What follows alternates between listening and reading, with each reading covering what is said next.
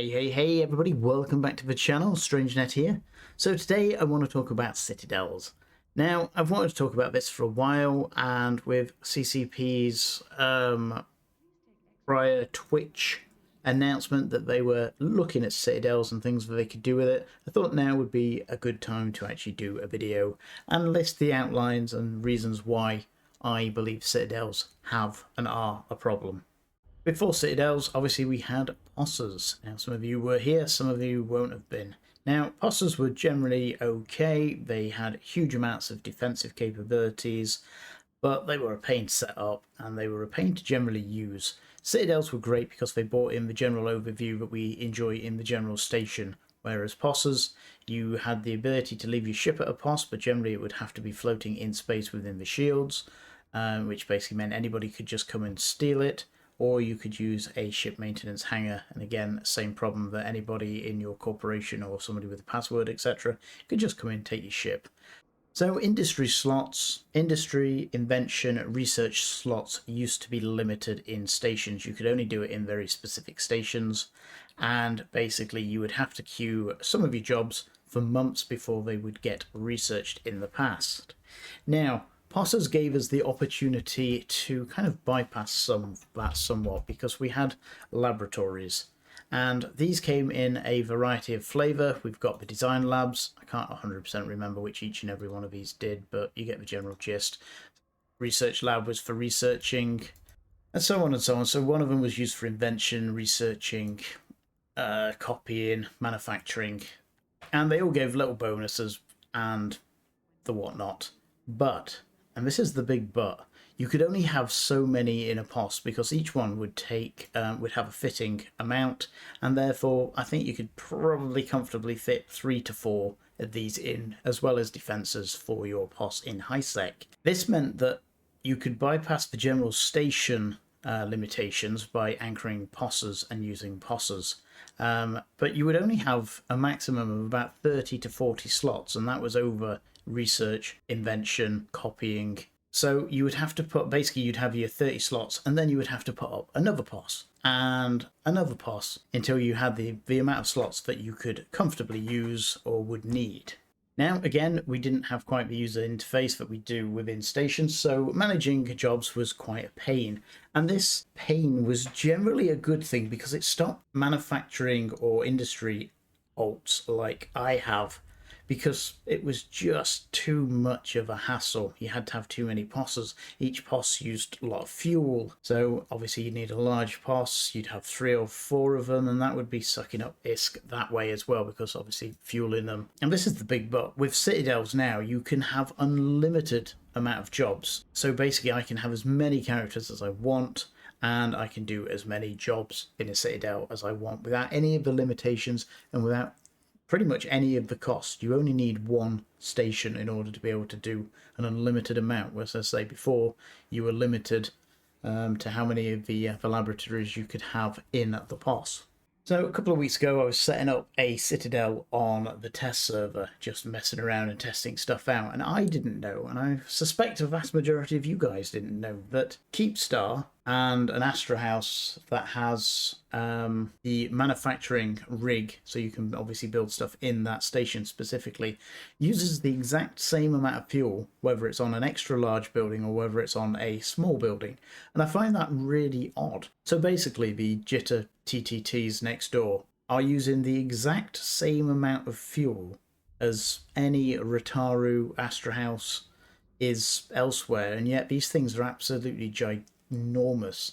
And again, there are tens of thousands of people, probably not quite that many because again we're struggling Eve numbers somewhat. Obviously you've got unlimited slots, so they never get full. That's why, for instance, I do a good majority of my stuff next door, because again I don't have to go anywhere else. Why?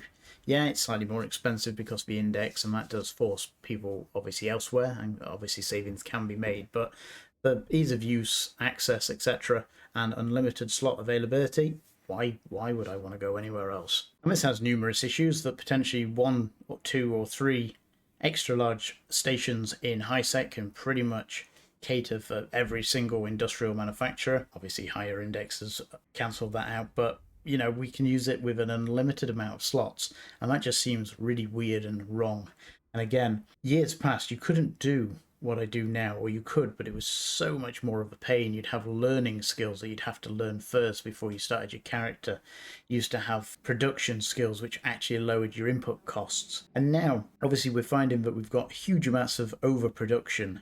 And that's, I can't quite remember how long ago, I think it was about 8 years ago, CCP actually lowered the build time for pretty much all the BPOs. I can't remember by how much, and I think it was across the board. So that made obviously production slightly faster. And now we have obviously Citadels and that have even more improved build speed. So we've got, again, an unlimited amount of characters, an unlimited amount of slots, and increased build speeds. No wonder we've got massive overproduction. And again, this was very hard to do in the past because, again, it would take you months to train up a character. And, you know, you can sit there and whine about injectors all you want, but you could always buy characters in the past. So there are always ways of bypassing buying science spec characters. So the introduction of injectors hasn't really had a huge amount of impact on that. On a side note, it has as well because, again, you know, you can get a character trained up. You can basically extract skill points once they're at the skill level you need, and then you can pretty much have that account for almost free. You know, by the time you've taken off the skill training, extracted the skill points and sold them, I think there's about 150 mil difference. And that can obviously easily be made up, and that gives you access to another account and potentially another 3 characters. And again, it just keeps rolling over. And this obviously affects the game massively because it makes it so much easier and it sets the bar so much lower. There's infinite amount of pretty much everything now, which is why a lot of people complain and, you know, moan about industry being non-profitable. It's kind of interesting. So just to reiterate one of my points, the thermonuclear trigger units, thought I'd put one up for sale, see how well it got on. People say, oh, well, you can't do this, you can't do that, you can't make sales. Just sold it. And on camera as well, so even better. So, you know, again, market there for anybody that wants to get in on it. But yeah, so it's been culmination of issues that has slowly given rise to, you know, the industrialist incremental nerfs and changes that has got us to the point where we got rid of learning skills, so it made characters easier to get to higher levels. Not that I want learning skills back, but again, that helped. We now have extractors, which help people to basically have accounts pretty much for free.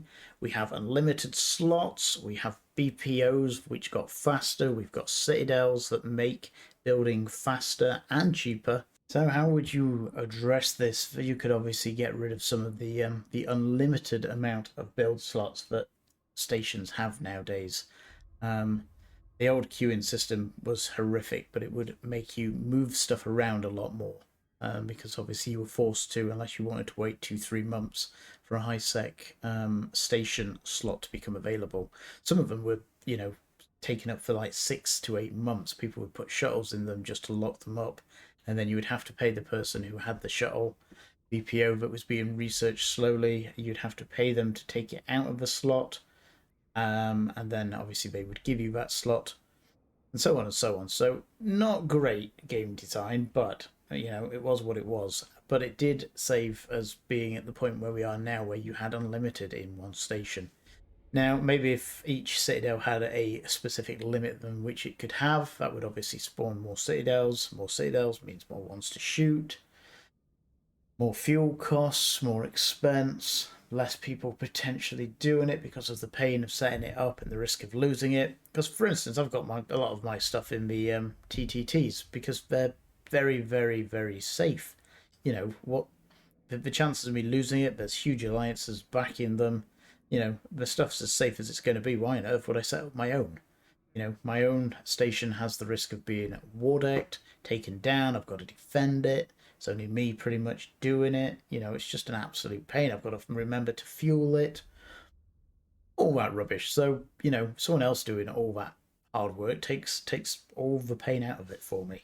Now, I'm sure there's a lot of little issues there that I have missed and other things, but I just wanted to put that out there. And again, it feels a bit rambly. It's hard to timeline all the events that have led up to this point. The general thought is that Citadels are an issue, and again, that unlimited amount of slots that they offer the relative safety of some of the bigger citadels in the game offer a lot of protection, very little risk. I don't even have to pay for fuel. Yeah, I paid for obviously the input cost or the tax for that specific station, but it's so low.